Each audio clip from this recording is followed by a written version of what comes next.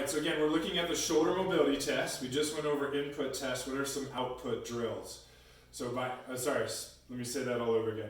We just did some input tests. What are some drills we can then do to work on improving the mobility, that sensory influx, or improve the input for the shoulder mobility test? One would be the cat sit back. So with the cat sit back, what you're doing is you're actually going to go into the cat pose, which will extend primarily from your lumbar spine. But the beauty of this is if my lumbar is locked into extension, as I sit back, that extension has to migrate up into my thoracic spine. And so the cue here is I sink, I show my chest to the room. As I slowly sit back, I'll feel that extension go right up into my thoracic spine. And with each rep, I progress to higher and higher overhead ranges of motion.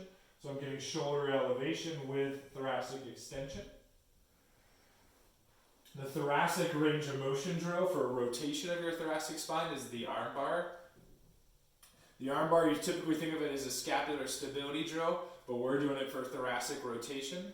So the key on the setup is actually winding up into end range kind of fetal hip flexion, which again will lock out the lumbar.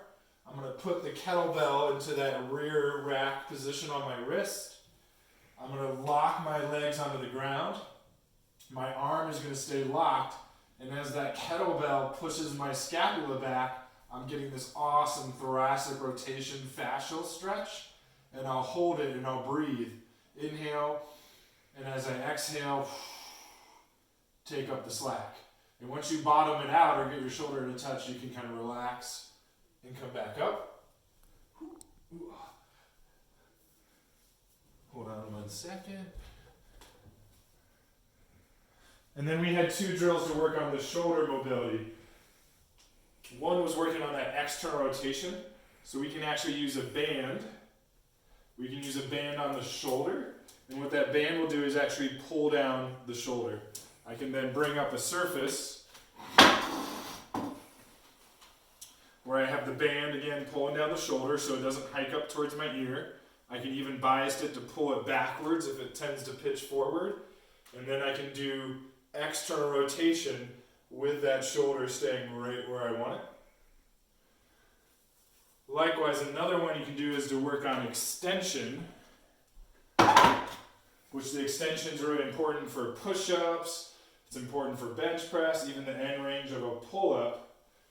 But what you do here is ideally you get a little bit higher rack of a position, but you have the band fixated. The band's going to go inside the shoulder, which will pull the shoulder backwards, as you can see. I then can wind up the internal rotation, either going more or less into internal. I can wind up the posterior glide by my trunk orientation, and I can even wind up the tension by a trunk lean. And I can do nice prolonged holds here, in and out, winding up those tissues, getting the extension with internal rotation.